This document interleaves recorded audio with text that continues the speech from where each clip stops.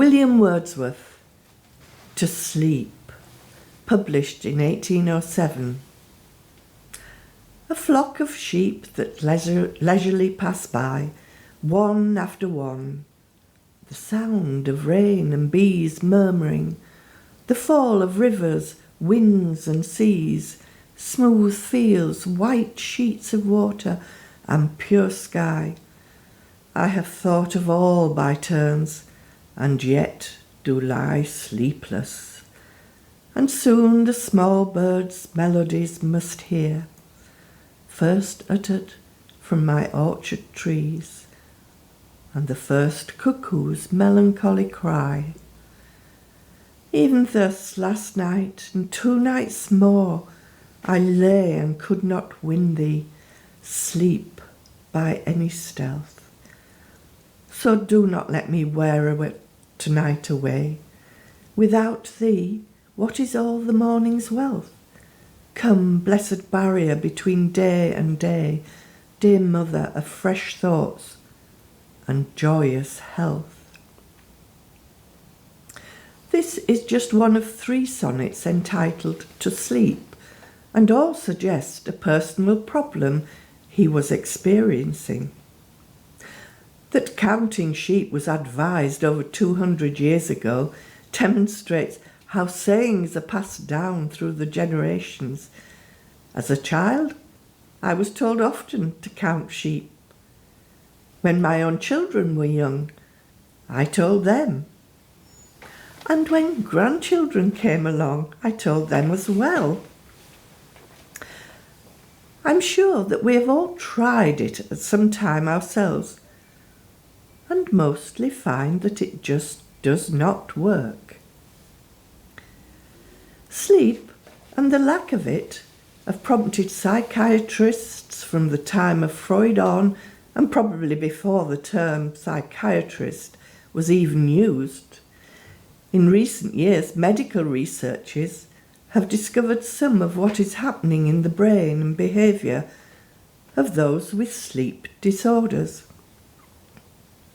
In one of the 3 poems, Wordsworth is ashamed of his problem, writing, I have no pain that calls for patience, no, hence am I cross and peevish as a child. Like Wordsworth, how many of us hear the morning chorus and know that yet another night has gone by with little or no sleep?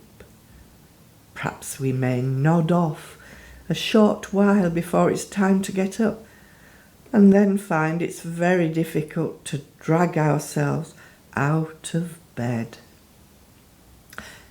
When I was a young mum with 3 children under 3 years old, I had no time for those who weren't experiencing a baby needing feeding through the night and complaining of not being able to sleep.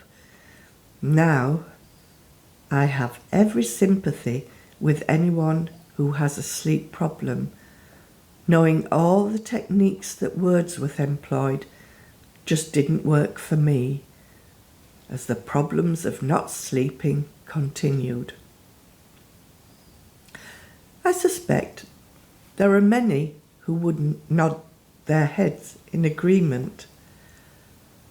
Like many others, my problems were resolved when it was discovered I was suffering with severe sleep apnea. A breathing machine used overnight has changed my life. The peevishness and exhaustion which Wordsworth also experienced is now gone. Strangely enough, when I occasionally wake in the night, I find that trying to recite some of Wordsworth's sonnets I know well, it works, making those occasional waking moments very enjoyable. Wordsworth recognised the importance of sleep for health, and so should we. He personalises sleep, and the language he uses can be seen as a prayer to a female thee and dear mother. Without thee, what is all the morning's wealth?